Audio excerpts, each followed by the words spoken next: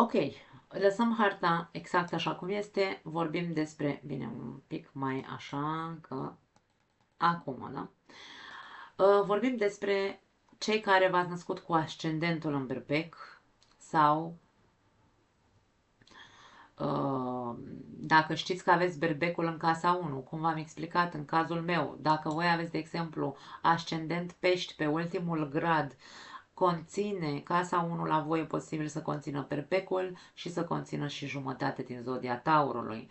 Țineți cont de acest aspect. Când vorbesc despre ascendent berbec, poate fi de fapt berbecul în casa 1, da? Despre asta vorbim. Dacă nu-ți cunoști harta natală și știi doar că te-ai născut în zodia berbecului, poți să asculți. Nu garantez că coincide, bineînțeles, ariile despre care voi vorbi cu ceea ce ai de fapt tu în esență pe harta natală.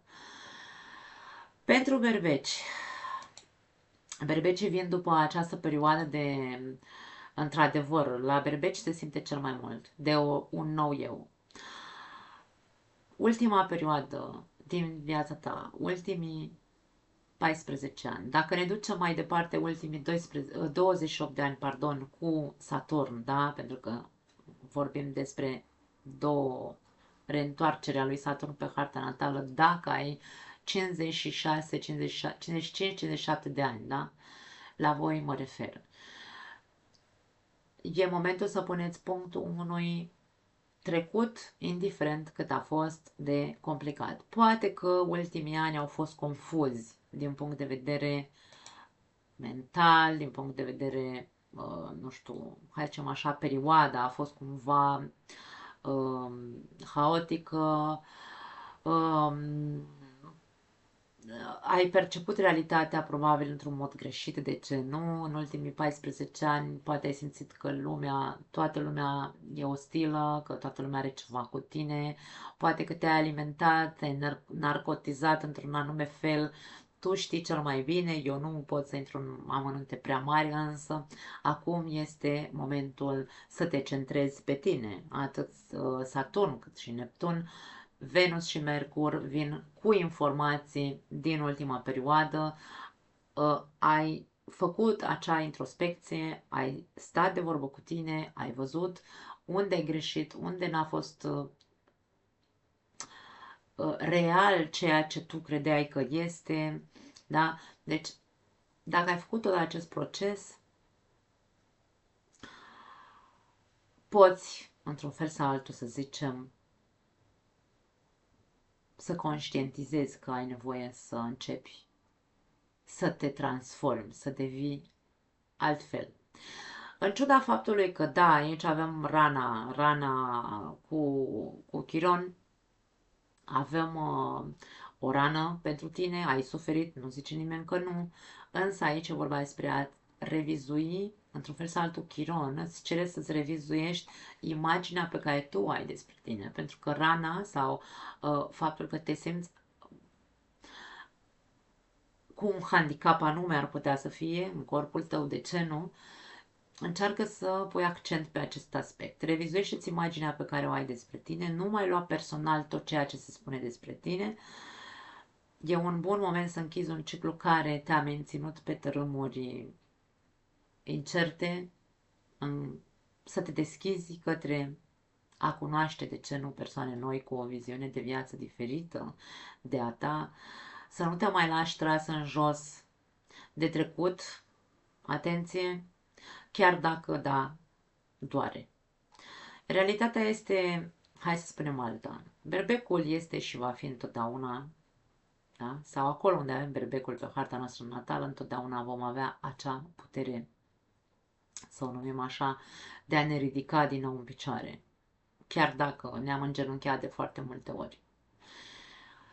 Așa că tu gândește-te că esența ta este de a fi mereu acea persoană care se ridică și depășește orice obstacol, indiferent cât este de greu.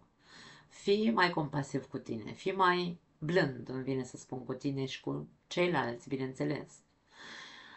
Ia-i pe ceilalți așa cum sunt. Încearcă să nu îi mai, nu știu dacă judeci neapărat, nu știu dacă e cuvântul corect, judeca. Ia-i pur și simplu așa cum sunt. Nu mai intra în lupte de putere, atenția, cel Marte cu Pluto, da, poate provoca în tine destul de multă tensiune în familie, poate să fie, sau legat de ceva din trecutul tău. Așadar, nu intra în lupte de putere, caută să te centrezi doar pe tine, caută-ți propriul drum către ceea ce te inspiră și te atrage pe tine. Ai șanse să depășești multe traume dacă îți schimbi perspectiva și modul de a gândi. Un proiect pe care l-ai de mult în mintea ta, pentru că aici vorbim despre ceva ce s-a copt, da? În zona pești. Atât Neptun, cât și Saturn, cât și Venus și Mercur au copt ceva acolo, în horn, să zicem așa. Poate că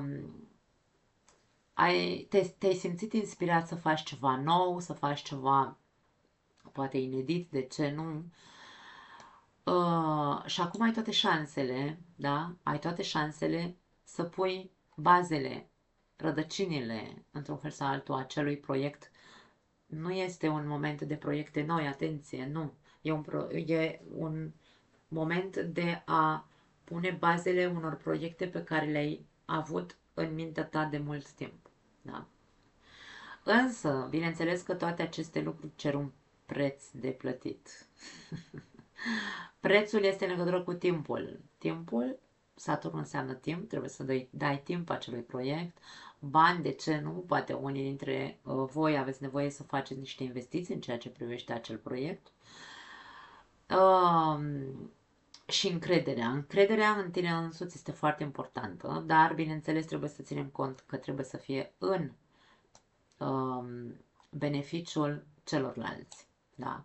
Pentru că e casa 1, casa 7. Eu și celălalt, eu și ceilalți. Trebuie să fie în concordanță, în echilibru cu ceilalți. Acest aspect fluid care se dă între Pluto și Uranus, da?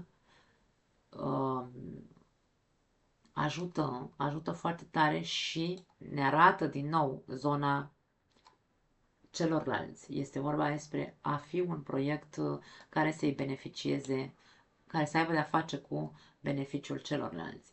Dacă ai dubii în ceea ce privește spiritualitatea, pentru că zona pești poate fi zona spirituală sau zona care ne atrage atenția ceva pe plan spiritual, fie tarot, fie astrologie, fie reiki, fie orice altă, să spunem așa, orice ramură a spiritualității, însă tu ai dubii, da, în ceea ce privește spiritualitatea, ai dubii în ceea ce privește compasiunea, pentru că berbecul tinde de multe ori să fie egoist în loc să fie atent, diplomat, nu e diplomată, energia berbecului nu este diplomatică. Compasiunea sau iertarea este un moment de reflexie. Încearcă să reflectezi. De ce ai aceste dubii? Acum, dacă fiecare dintre noi înțelegem spiritualitatea sau lumea mistică într-un fel anume, dacă tu ești foarte persoană de știință, așa, da? Sau foarte mentală și nu vezi până nu crezi, nu vei vedea niciodată. Pentru că spiritualitatea nu se înțelege, spiritualitatea nu are o explicație, spiritualitatea pur și simplu se conectează, ne conectăm cu ea. Atât. Nu are explicație pe înțelesul nostru. Și nimic din lumea spirituală nu se materializează fără să avem acea credință într-un fel sau altul. Neptun înseamnă și credință, da? Acum, dacă tu ai dubii și dacă nu crezi până nu vezi, asta nu înseamnă că nu există ceva mai mult decât această lume 3D sau lume fizică pe care o cunoaștem. Să ținem cont că ascendentul berbec, de exemplu, sau casa 1 în berbec, vine cu o memorie spirituală. Tu vii cu un bagaj spiritual de care poate nu ești conștient sau poate nu l-ai explorat. Poate în acești 14 ani de zile, în loc să le explorezi acest teren, ai stat și ai pierdut timpul la Netflix și la mâncat semințe, poate fi și asta, da? Tu știi cum ai petrecut ultimii 14 ani și de-aia lumea spirituală poate că îți provoacă dubii sau repulsie inclusiv. Însă, există mult mai mult decât ceea ce cunoaștem în 3D. Nu trebuie neapărat să vedem ca să credem în ceva anume. Cam asta este, într-un fel sau altul, pentru berbeci, cam ce simt eu să transmit.